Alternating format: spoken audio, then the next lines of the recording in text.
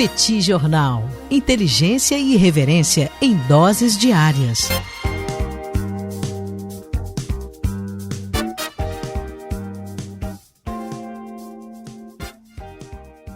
Olá, gente. Bem-vindos, bem-vindas ao Petit Jornal. Esse é o bate-papo número 1081.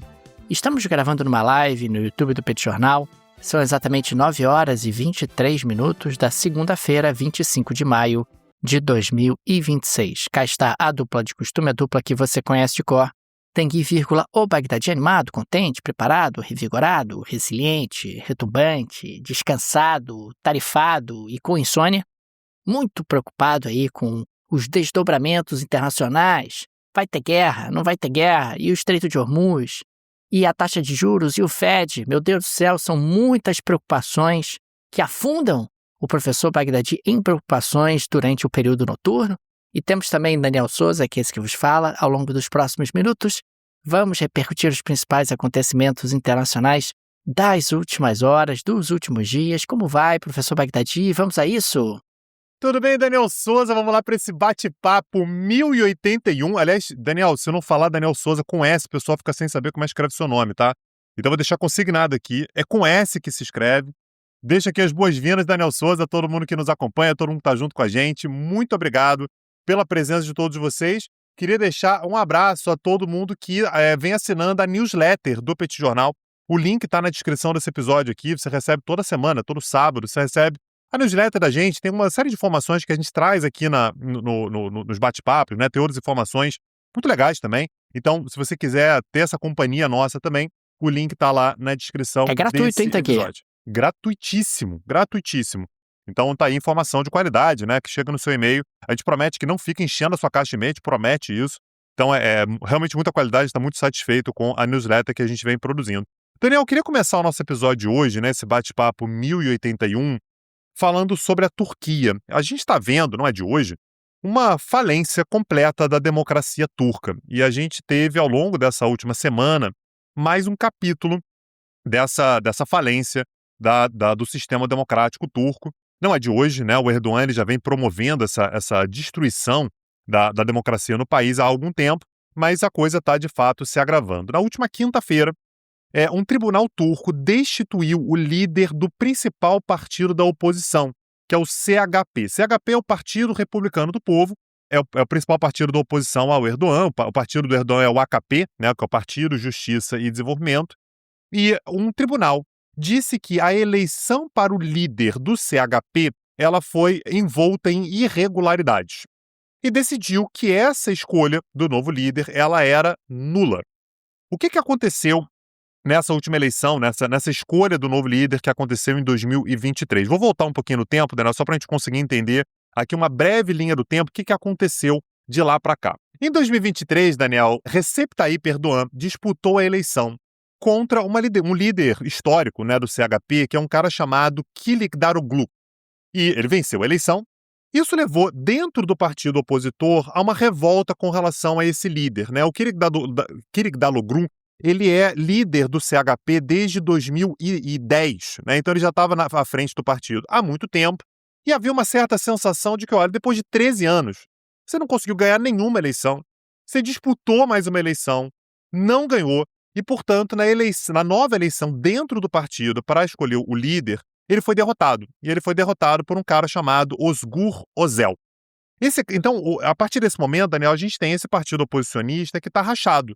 A gente tem, de um lado, o líder mais tradicional, de novo, né, o Kılıçdaroğlu, que disputou a eleição em 2023, contra o Özgür Özel, que passou a ser a nova liderança. O Özel, Daniel, inclusive, ele tem como grande aliado o antigo prefeito de Istambul. Aliás, a gente falou sobre isso aqui bastante na época. O prefeito de Istambul, que é o Imamoglu, ele foi preso, né, exatamente por ter ascendido como uma figura que podia ameaçar Recep Tayyip Erdogan. O que o Erdogan vem fazendo desde então é exatamente explorar esse racha no partido oposicionista. Então você tem, de um lado, um líder muito tradicional, que já está com a popularidade em baixa, e você tem, de outro lado, um líder ascendente, que é exatamente o Özgür Özel, que havia a expectativa, Daniel, de que pudesse ser o próximo candidato à presidência que eventualmente poderia bater de frente com o Erdogan. Agora, portanto, Daniel, ao longo dessa última semana, a gente teve uma decisão da justiça turca determinando que essa eleição dentro do partido, lá em 2023, ela tinha tido uma série de irregularidades e destituiu o Özel e recolocou no cargo, pela via judicial, exatamente o líder anterior, o Kılıçdaroğlu, que perdeu a eleição de 2023, a eleição presidencial de 2023. Naturalmente, Daniel, o líder do partido, o atual líder do partido, que foi destituído, não aceitou a decisão e, portanto, disse que, como protesto, não sairia dia e noite da sede do partido. Ora, Daniel, o governo foi adiante e, naturalmente, ele quer que haja essa destituição e enviou a tropa de choque para tirar esse líder de lá. Então, no dia de ontem, Daniel, nesse domingo, nós tivemos a invasão por parte da tropa de choque da polícia dessa sede do partido e esse cara foi tirado de lá à força. A gente tem, portanto, Daniel, um governo, que é o governo Erdogan, que controla o judiciário, que nesse momento interfere de forma direta, judicializando a questão da escolha do líder do partido oposicionista. Há uma série de acusações, de irregularidades e tal, mas nada muito comprovado, tudo meio nublado e tal. O que está no subtexto disso tudo, Daniel, é que o Erdogan, ele teoricamente só pode ser presidente até 2028. Ele não pode ultrapassar. Ele já tem 2 mandatos nessa atual Constituição, então ele está no poder há bastante tempo, mas ele mudou a Constituição. Ele só pode ir até 2028, com uma condição, no entanto, que o permitiria permanecer no poder. Segundo a Constituição, aliás, que ele mesmo aprovou. Essa Constituição, Daniel, aprovada por ele, formulada por ele e aprovada por ele, determina que, se o parlamento pedir a antecipação da eleição e ele for eleito, ele como se ele zerasse os mandatos, Daniel. Ele pode disputar, portanto, mais uma eleição e depois ainda ser reeleito. Então ele está preparando todo o terreno, Daniel, para o parlamento pedir a manutenção dele, ou pedir a antecipar a eleição, e ele poderia disputar, portanto, mais 2 eleições. Passa por isso, no entanto, a necessidade de destruir a oposição. Então o CHP está sendo destruído pelo governo, que vem se utilizando exatamente da justiça para garantir que o seu objetivo seja cumprido. Então, Daniel, a gente tem um país que é da OTAN, um país europeu, quer dizer, um pouco na Europa, e só uma parte na Ásia, mas que já tentou durante muito tempo se aproximar, inclusive, da União Europeia, passando exatamente por um processo de destruição da sua democracia. Um país muito importante do ponto de vista militar, do ponto de vista econômico. A gente vai ter que acompanhar, Daniel, mas me parece que Erdogan está fazendo tudo certinho se ele quer permanecer no poder durante mais algum tempo, Daniel. Erdogan sendo Erdogan, avançando sobre outras instituições, alargando seu poder, sejam instituições políticas, como é o caso do parlamento, jurídicas, como é o caso do poder judiciário, ou econômicas, como é o caso do Banco Central. O Erdogan avançou passo a passo sobre cada uma delas, justamente com o objetivo de ampliar o seu poder e, consequentemente, destruir gradualmente a democracia na Turquia. E agora essa cereja do bolo, que é justamente impedir que seus oponentes em sucessão, os sucessivos oponentes, tenham condições de enfrentá-lo num processo eleitoral. Tem que ir avançando para a próxima pauta, eu quero destacar que o Fundo Monetário Internacional apresentou um documento aos ministros das Finanças da União Europeia em reunião informal nesse último sábado. E, basicamente, o Fundo Monetário Internacional foi o Fundo Monetário Internacional. Disse que os países da União Europeia enfrentarão grandes contas que vão pressionar as contas públicas em defesa e energia e pensões ao longo dos próximos 15 anos. E que, se nada for feito, a dívida média dos países da União Europeia deve dobrar em proporção do PIB nos próximos 15 anos. E o que o FMI recomenda? Recomenda aquilo que a Europa sempre defendeu, a bem da verdade.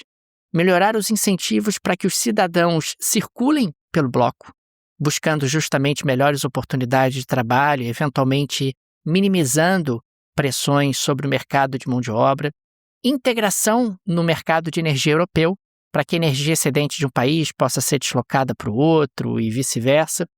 Também facilitar para que investimentos circulem melhor, de maneira mais fluida pelo bloco, unificação de leis, reformas previdenciárias que homogeneizem as regras previdenciárias nos países da União Europeia e aumentem a idade mínima de aposentadoria, que é um problema sério no caso da Europa, porque acaba gerando uma pressão muito significativa sobre as contas públicas diminuindo poupança e, consequentemente, diminuindo ali a capacidade dos governos de fazer investimentos, e também aumentar as garantias governamentais para investimentos mais arriscados em projetos de baixo carbono e resiliência climática, com a finalidade justamente de atrair mais capital privado.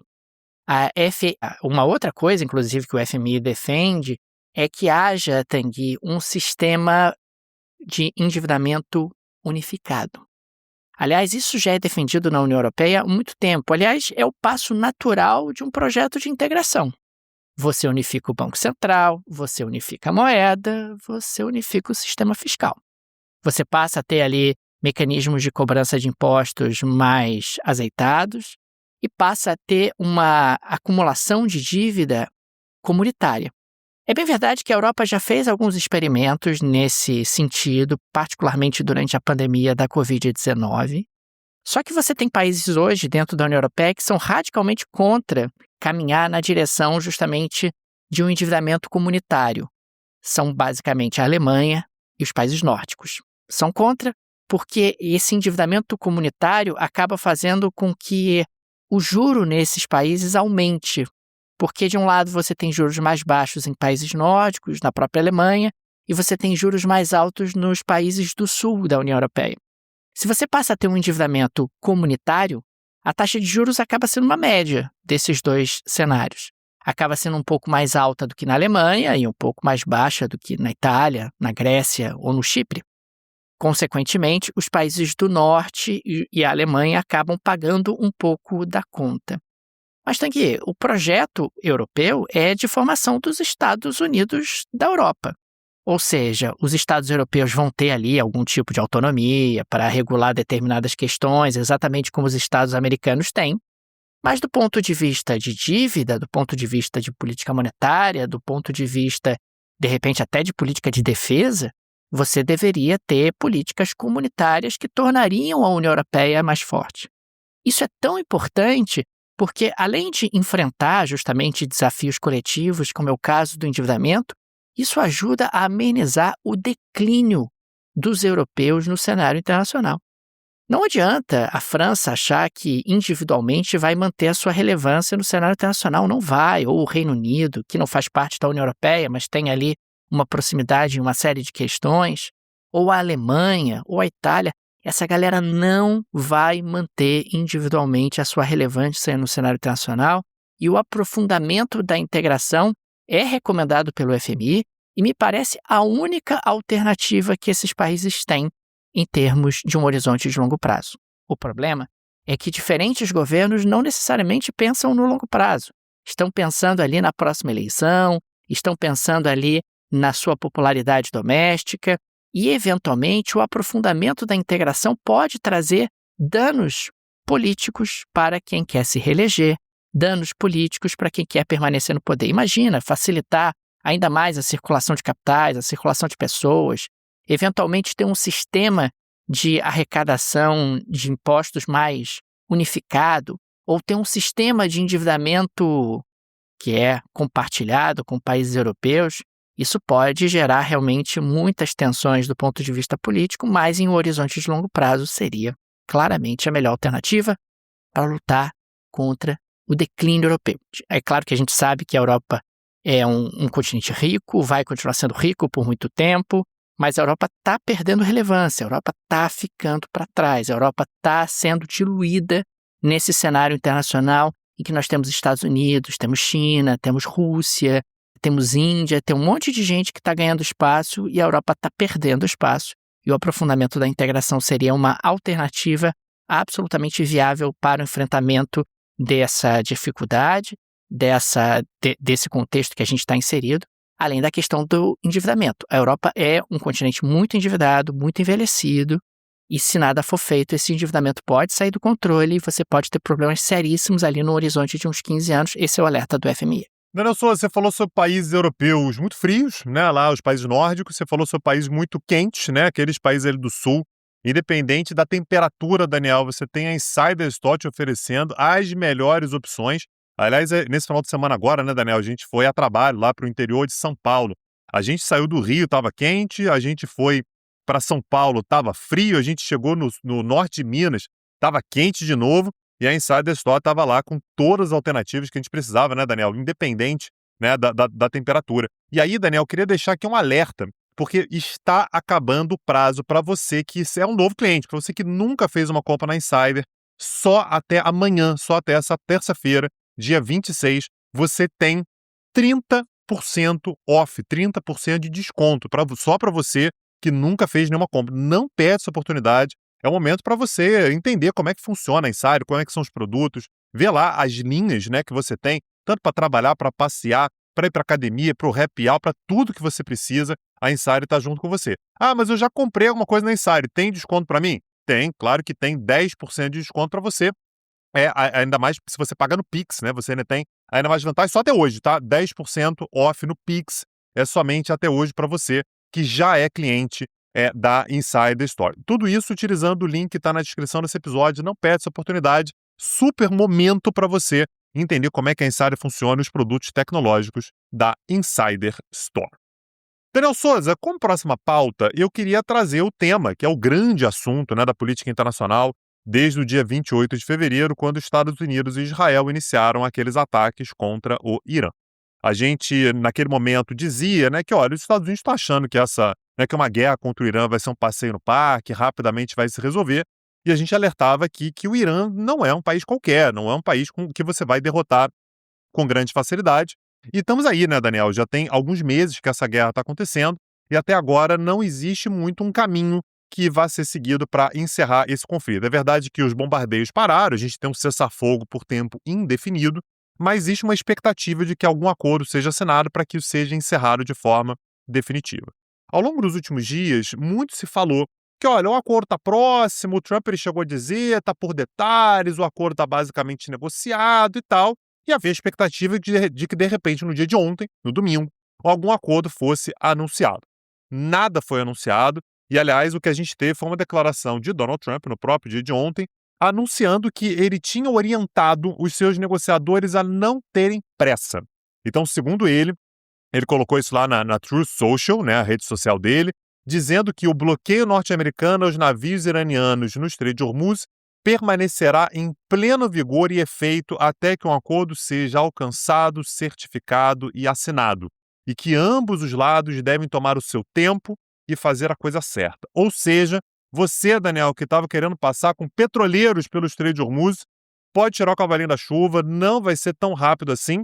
E nesse momento, Daniel, as opções que se colocam à frente do Trump são duas, ambas muito ruins, tá?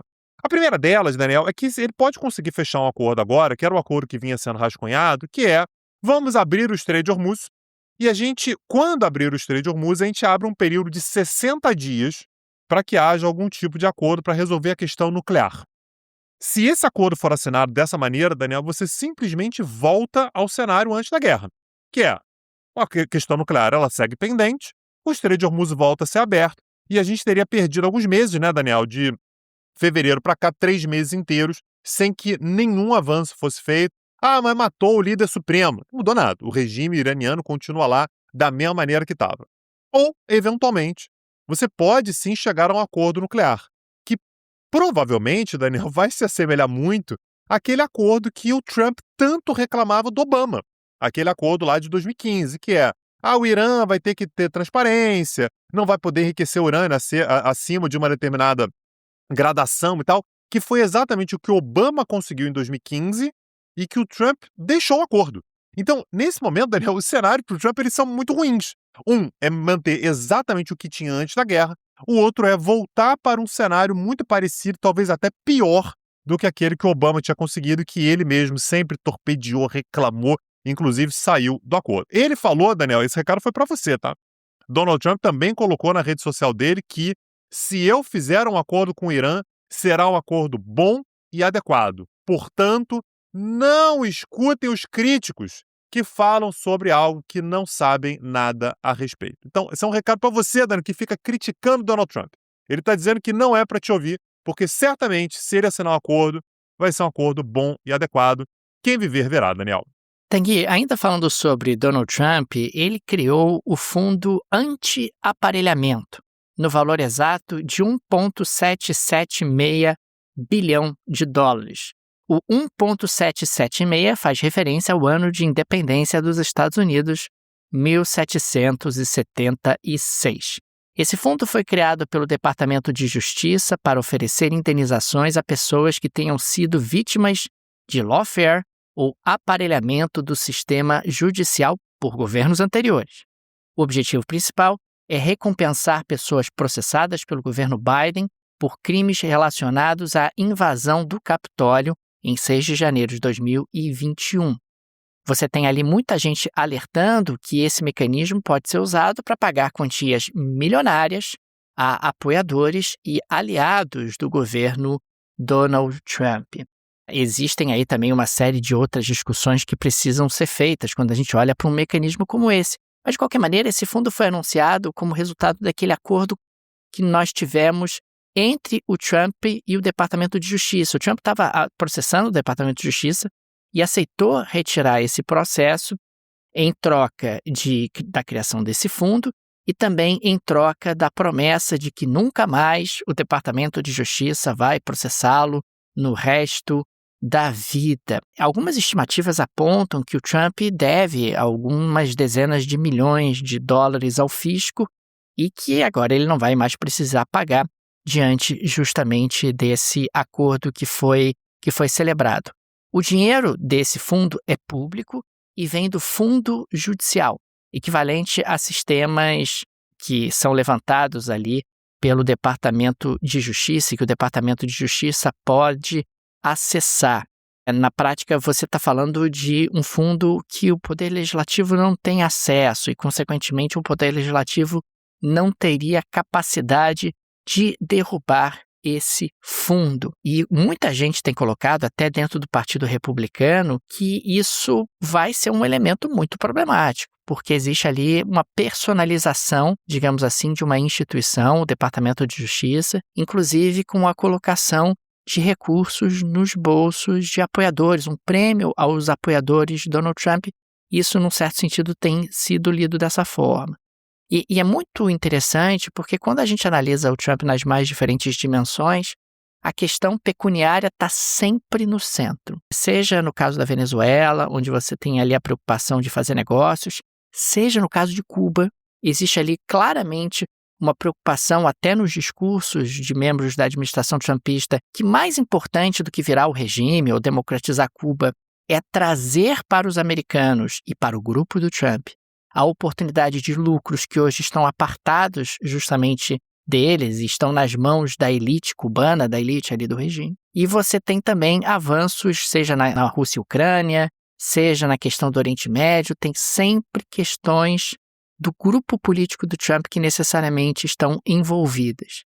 E nesse caso em particular, muita gente próxima a ele pode ser eventualmente indenizada por ter sido perseguida pela Justiça dos Estados Unidos ou pelo Departamento de Justiça ao longo dos últimos anos. É algo muito diferente do padrão histórico dos Estados Unidos. Os Estados Unidos sempre acabaram prezando por essa institucionalidade, por esse sistema de pesos e contrapesos, por pessoas que não tivessem capacidade de confundir a si próprias com instituições, e o Trump tem se esforçado, e o argumento dele é que isso é necessário para enfrentar o establishment americano, que o establishment é esse que está muito apodrecido, mas ele tem se aproveitado para tentar personalizar cada vez mais uma série de instituições-chave na República Americana. Tendo Souza, na Geleia da Shakira de hoje, eu queria que você falasse sobre um outro Donald Trump. O que você traz para a gente aí hoje? Tanguy, na Geleia da Shakira de hoje vamos falar sobre um caso em Bangladesh. Bangladesh, que é aquele pequeno país espremido entre Índia e Mianmar. Nós temos uma nova sensação nas redes sociais por lá, que é um búfalo albino de 700 quilos, com cabelos loiros, apelidado de Donald Trump. O animal, Tanguy, ele vai ser sacrificado em poucos dias por motivos religiosos. Mas na prática, o búfalo é a cara do Donald Trump. É a cara do Donald Trump. É muito impressionante. É muito impressionante. Mas o que nós temos, então, é Donald Trump está sendo visto em todas as partes do planeta, Tanguy. Donald Trump está sendo visto no Oriente Médio. Donald Trump está sendo visto no Brasil. Donald Trump está sendo visto na Rússia, na China e também em Bangladesh, até na imagem e no rosto de um humilde búfalo que vai ser destinado a sacrifício por motivos religiosos. Uma coisa a gente tem que admitir, o Donald Trump é um marqueteiro de mão cheia. Ele consegue que nós falemos sobre ele o tempo todo, assim como os europeus, os chineses, os russos, o pessoal do Oriente Médio, os latino-americanos em geral. Ele consegue se tornar absolutamente incontornável, onipresente. Fale bem, fale mal, mas fale de mim. Esse acaba sendo o mantra de Donald Trump, que agora também é a caroça de um búfalo em Bangladesh. Perfeito, Daniel Souza. Impressionante, tá? Aí vai ficar a recomendação para quem não viu, né, o Donald Trump lá de Bangladesh. Pô, dá uma procurada aí que o negócio realmente é inacreditável. Daniel Souza, dessa maneira a gente chega ao fim do nosso episódio. Queria muito agradecer a presença de vocês, a companhia de vocês, e queria deixar também o convite. A gente vai começar amanhã, nessa terça-feira, mais um curso lá no Petit Curso, um curso no qual a gente vai falar sobre a outra margem do Golfo. A gente fala muito sobre o Irã, por motivos óbvios, mas é importante notar também aqueles outros países, né, do outro lado do Golfo Pérsico, que são muito impactados por tudo que está acontecendo ali. Aliás, muitas vezes são vítimas, muitas vezes são algozes, né, de várias coisas que acontecem ali pelo Oriente Médio. A gente vai falar sobre aqueles países por ali. E a gente vai falar sobre Catar, vai falar sobre Bahrein, vai falar sobre Kuwait, vai falar sobre os próprios Emirados Árabes Unidos, né, vão acabar aparecendo nessas aulas que a gente vai ter daqui para frente. Fica o convite, Daniel, o link está na descrição desse episódio. Clica lá, dá uma olhada também no catálogo, você tem acesso a todas as aulas que a gente já ofereceu no Petit Cursos. Acessa lá e vem com a gente, petcursos.com.br. Fica também o nosso agradecimento aos apoiadores e apoiadoras do Petit Jornal, vocês que ajudam a manter o nosso projeto. Fica nosso carinho, nosso abraço, nosso muito obrigado a cada um de vocês. O Petit é uma mídia pequena, é um produto digital artesanal e por isso precisa bastante da ajuda de seus apoiadores, a quem sempre registramos o nosso agradecimento. Fica também o convite, se você gosta do nosso projeto, se ele faz diferença na sua rotina, considere nos apoiar. No descritivo desse episódio tem várias alternativas, tem a chave Pix, que é uma forma prática, instantânea de apoiar o Petit Jornal. Chave Pix no descritivo desse episódio, você pode inclusive ativar o Pix recorrente. Tem também o link do Apoia-se, o link do Patreon, que acaba sendo muito bacana para quem vive no exterior. Tenho certeza que uma dessas alternativas será confortável para você. É isso, Daniel Souza. Ainda hoje, mais tarde, a gente está de volta. Um abraço, até a próxima. Valeu! Tchau, tchau.